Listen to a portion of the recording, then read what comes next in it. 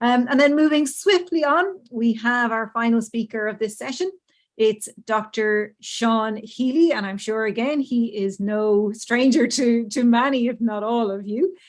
He's the CEO of Social Justice Ireland, as you can see from our matching backgrounds, which is an independent social justice think tank. For almost 40 years, he's been active on issues of socioeconomic policy in Ireland, and before that, he worked for more than 10 years in Africa. He has done work with the European Commission, the Council of Europe, the European Economic and Social Council, and the United Nations, and is a member of Ireland's National Economic and Social Council for more than a quarter of a century. So you're very welcome, Sean. How are you doing? Unmute. Unmute. Here we go again, 2.5 years later. We're still at it. Now, I am in charge of Sean's slides, and he has already been warned not to make any roll it there, collect cracks. So we'll see how we get on for the next 20 minutes. I did resist the temptation, but anyway, that's where I am. I think one of the, I've been asked to talk about the social implications of sufficiency. So one of the, and I just wanted to say thanks to Sive and to Tom for excellent papers, and there's a certain amount of overlapping, but there's a huge amount of additionality, I think, in the various papers here. And I think one of the fundamental principles of this whole approach to adjust or seeking out a just transition to sufficiency is the fact that we, as a principle, do not want to leave any people behind, or to leave no communities behind, or to leave no economic sectors behind, or to leave no regions behind. And it's not, just about dealing with the environment or emissions or whatever. It's also about other things that are very, very clearly from these presentations, but it's also about changing a huge amount of our lifestyle and what we do and how we travel, how we communicate, how we work, how we entertain, what we eat, what we wear, what we consume. And all of these present us with challenges in this new context that we find ourselves in. And basically, we're talking about transforming our society and transforming our economy. And we're talking about investing in effective and integrated social protection systems and education and training systems and lifelong learning, and childcare, all sorts of other care as well. So one of the things that's quite clear in that context is that if we're going to transition in any fair kind of way, that social investment has to be a top priority in that transition. Because it's that social investment, as Tom was making that point, it's kind of critical, the social wage, whatever way you want to define it or describe it, but that type of investment is critically impossible or imperative that we have to have that aboard and be working on it. I think it's fair to say that there's little real awareness among many, including among many policymakers, that substantial changes will have to be made at every level, from the individual to the local, to the national government, to the international context, to the kind of models that guide global development, the global economy, and so on. If we're actually going to achieve the targets that are obviously the things that we need to hit at this stage.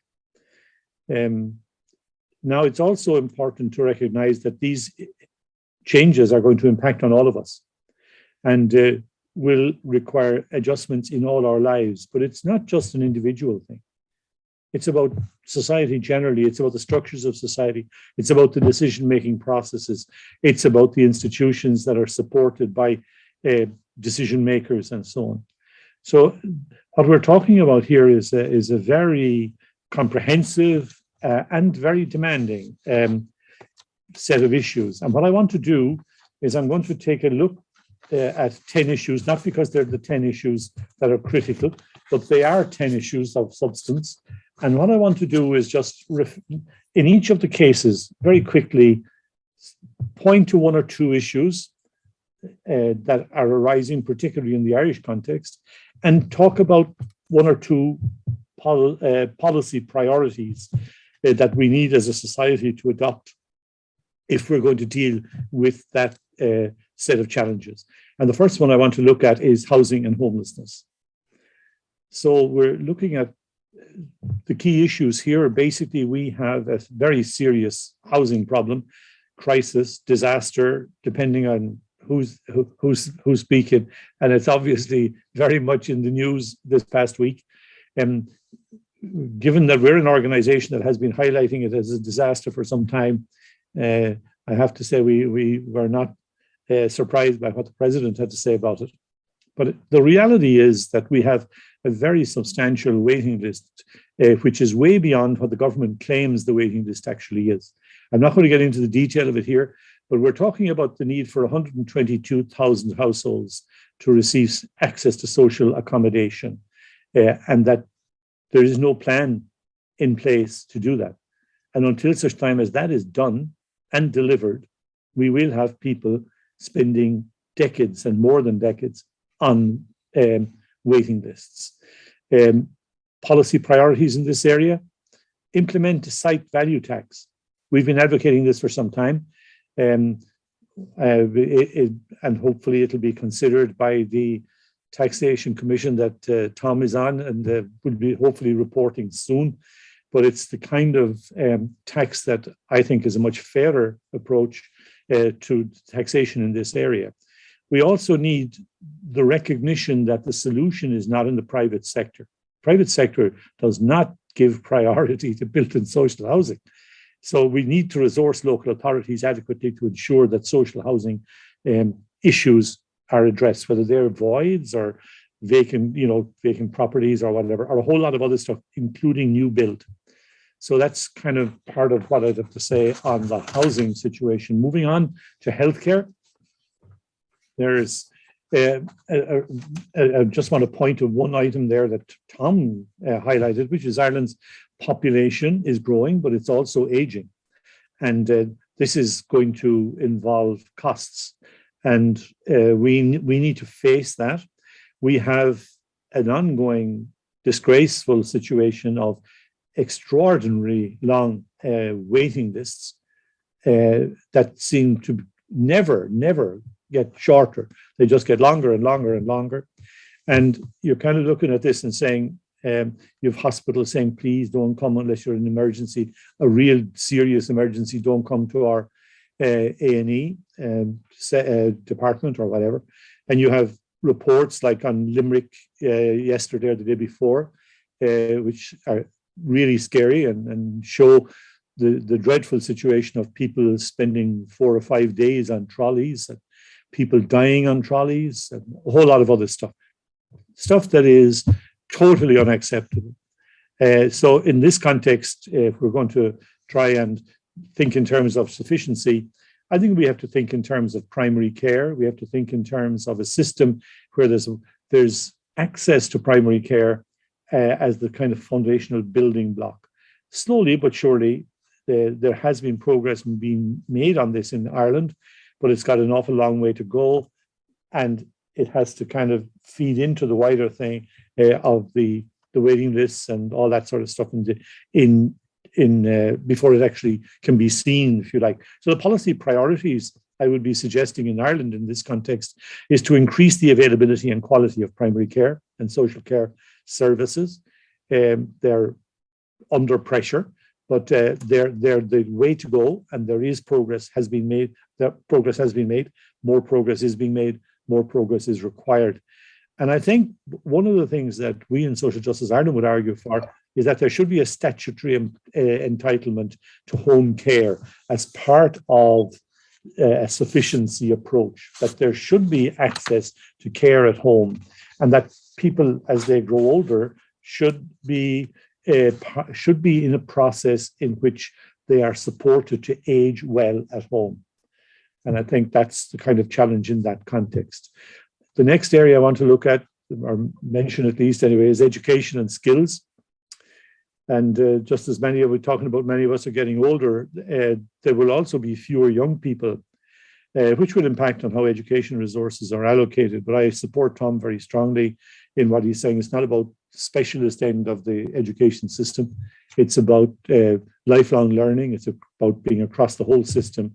And it's about dealing with educational disadvantage, because we have a serious problem that people, that education is critical in terms of particularly young people who don't succeed in getting access or getting results within the education system. They are they suffer for life. There's a consequence right through the rest of their lives to not having made it, if you like, in that context. So we need to be able to address that. And again, we would welcome progress that has been made at primary and post-primary level in terms of closing the achievement and attainment gaps between DESH schools and non-DESH schools and so on. I'm not here saying we've made no progress on anything. I'm saying we have made progress on certain things, but we still have such a long way to go. And in terms of policy priorities in education and skills, I think first of all, create a plan to inform investment, issues around reducing class sizes, reducing pupil-teacher ratios, ensuring that our education system has all of the resources it requires to meet our national ambitions. And in the context of sufficiency, we have to be conscious that those ambitions are going to be different to what they were in the past. We also need to sort of deal with the educational disadvantage in concrete terms to get class sizes below 20, that type of development as well. The next area I want to just take a look at is rural development. And Tom mentioned restructuring agriculture and the resistance there is to that. And I think I'd say we'd have two things to say, or two types of things to say. First of all, restructuring agriculture is critically important. It has to be done. We'd also say that it doesn't make any sense whatsoever to be telling farmers that and rural dwellers generally, that they have to change their lifestyle and so on, without actually having alternatives in place. And I would be again supportive of Tom and the idea he's talking about of the carrot is critically important in this context. So I think I think it's important to support and incentivize farmers to move to more sustainable agricultural practices and to incorporate that into our whole approach to sufficiency. And I think a clear pathway for the farming community outlining how they will be supported as part of a just transition is urgently needed. So policy priorities, first of all, focus on developing alternative agriculture models and moving away from intensive livestock farming, and then supporting sustainable agricultural practice to ensure the long-term viability of the sector. And as well as that, for those on low incomes, I think it's important that their lack of income in this context be recognized. And this won't be the first time, this will be the first time, but it won't be the only time that I will argue that a particular area requires the introduction of a universal basic income. Moving on to the issue of work, I think the world of work has changed profoundly, and there is a growing recognition that we have been through decades and decades of work being identified with a paid job, and that particular phase of our history or whatever, I think, is coming to resolution at this time. I think we have a serious challenge that there has been a kind of a transition, and more work, employment, paid employment is shaky, is precarious, and is poorly paid, and a variety of other things in that context. So I think we have to recognize, yes, we do need paid jobs, but we also need to recognize that there's more to work than paid jobs. So we would argue that all work should be recognized as meaningful And that involves work on myself, on work that anything about my own development or the development of the household or the community I live in, or development of institutions I'm part of, or development of and protection of the environment. There's a whole set of relationships in there, all of our relationships in our own lives, and they all involve meaningful work of one kind or another. The tragedy is that if you went out into the poll in the morning in Ireland and asked people where they're working, the question they would hear is, do I have a paid job? And they'd answer it on that basis. We need to fundamentally change that. We need to understand it work totally differently, and we should drive that very strongly, recognizing all forms of meaningful work. Priorities, two things. First of all, to do the work that's involved in recognizing all of the work. And secondly, resource and deliver a just transition program that would contain a minimum of retraining and support for those communities who will be most impacted by the loss of employment. But I think we also need, here again, to recognize that we have used paid employment as the principal means of distributing income for quite a while. But we need to face up to the fact that that isn't working effectively anymore. It works very effectively for a lot of people, but for a lot of other people, it doesn't. We have serious poverty levels and poverty rates, and a lot of children living in households that are in poor households. And we need to deal with that. And to deal with it in the context of the world in which we live, we need a universal basic income system. It is possible to do that. It can be paid for and should be worked towards. Moving on to the next item, that in terms of sufficiency and what it might look like, governance and participation would be critical in this context for us in Social Justice Ireland. It is very important to people to have their voices heard. And we live in a society where fewer and fewer have their voices heard. And we actually have a government at the moment that seems to, that in fact, it doesn't seem to, it actually is systematically excluding large voices, not just small voices. For example, the community and voluntary sector, the environmental sector, even the farming sector are not involved in the current negotiating about a good negotiation between government, employers and trade unions. Now, I don't think they need to be in or should be involved in pay talks, no. But if you're going to resolve the pay issue, I think Tom's point about the social wage is critical. Like, you've got to deal with everything from public transport to education to healthcare to aging and so on. And you can't deal with those issues unless you involve the groups involved who are working in that area. So I think in terms of policy priorities, one thing I would say, there is a very positive development in the last 7, 8, 10 years, less than 10 years, and that's the public participation networks all over the country. Every local authority has a public participation network now, all 31 of them.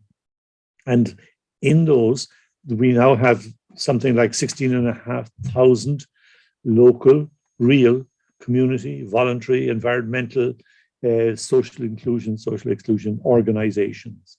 And they are engaged at a policy level with the local authorities. And I think that's a microcosm, not perfect, but certainly the kind of way that one could go at a local level and mirror it more at a national level. Policy priorities, I'd properly resource those public participation networks, and I'd also promote social dialogue involving all of the 5 pillars that I talked about, the 5 traditional pillars, and trying to sort of bring a recognition that all those groups with their different backgrounds have something to contribute to the dialogue and to national decision making. Moving along, income distribution is the next one I have here. I've mentioned poverty already. Poverty was mentioned earlier on as well, so I'm not going to dwell on it. just to say that we in Social Justice Ireland often say that poverty is never just about income, but poverty is always about income. You can't solve poverty without dealing with the income issue. You need other things, but you won't deal with it. You won't solve it without the income issue being addressed. There is a very serious cost of living crisis at the moment, and it needs to be addressed. And I'm afraid, listening to what the Taoiseach had to say, was it yesterday or the day before, where you talked about that society cannot afford to increase welfare rates at the level of inflation.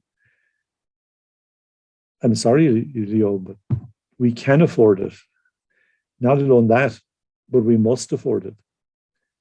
We cannot resolve a problem like poverty, or income poverty in particular, or a rising cost of living crisis by allowing the poorest in society to be the ones to take the hit. That simply is not acceptable on any kind of level. And I would make that claim very, very strongly. There are things that need to be done about low pay. For example, the minimum wage needs to become a living wage. And I think there are some ideas about the living wage in recent days again.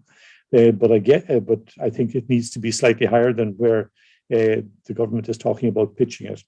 Maybe they're only putting those numbers out for discussion or for kite flying, I don't know, but we'll see in due course. One final point on income distribution. I don't think we're going to have an income distribution system that's appropriate to the way, to the world that requires sufficiency without having a universal basic income system. So I think we need to go in that line, in that direction. Now, moving to taxation, which is another issue, another hot potato, but in the context of here, it needs to be dealt with as well. And I think it's important that we recognize that taxation should be at the level required to provide the type of society that can live with the sufficiency that we're talking about. And this basically is about a new paradigm. It's about a different way of organizing ourselves. It's about a different set of priorities. And it's about sort of acting, living, being in a different way. And not just individuals having, it's very important that the institutions and the understandings underpinning them are all in that space as well. So in terms of immediate policy priorities, I would review tax expenditures. Tom mentioned this already. He knows it's a pet project of ours that tax expenditures be reduced. What are tax expenditures? They're the tax breaks.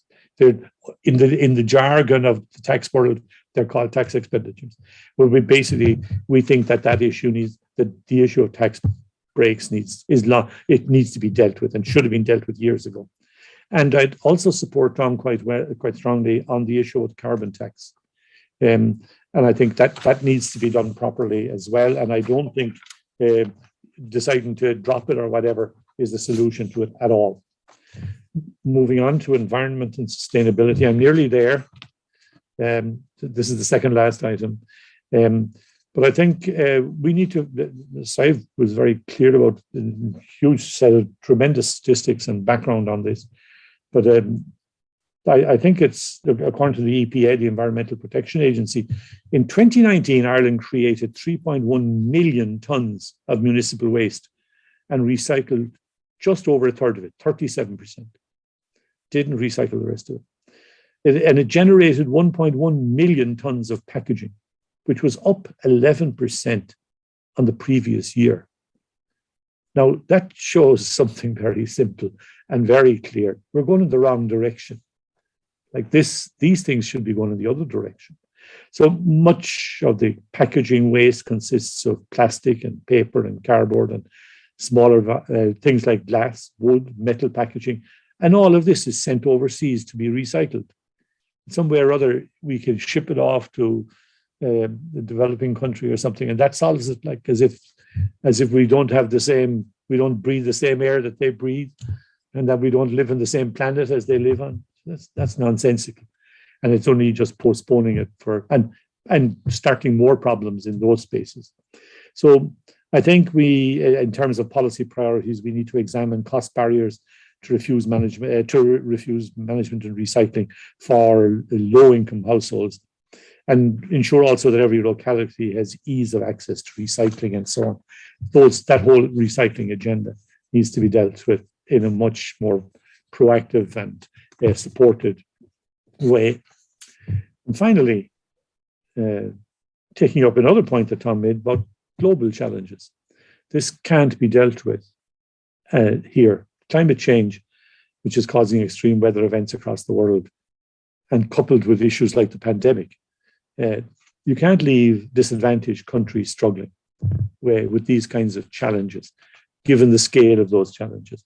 We need to recognize that there is a huge debt crisis for low and middle income countries, where a growing debt burden threatens to drown out social spending. And much of the current discourse is about building back better, and I think part of what we're talking about really is an awareness that we can and must change how we do things for the better. We should, I think, in this context, recognize that hunger kills people. Over 2.1 million people die each year from hunger. 230,000 people are killed every year, 230,000 a year as a result of the climate crisis. And they're the numbers that we can actually count. So in terms of priorities in the Irish context, I would think it's important to support debt write-offs. I think it's very important to support the Sustainable Development Goals. They provide a framework of the kinds of worlds we should be working on, or we would have if we were focusing on sufficiency. And within all of that, we would argue very strongly that Ireland needs to constantly renew its commitment to meet the UN target of contributing 0.7% of national income to third world aid, and to do that by 2027. And it is possible to do that if we're serious about it, but we need to adopt it as a target and work seriously to achieving it. In fairness, progress has been made on the ODA agenda in the last couple of years, and I would want to recognize that we still have some distance to go because we had let it slip for too long. So they're just some of the ideas that strike me as we're talking about sufficiency and what the social implications of that transition will actually be. So thanks very much. Back to you, Colette.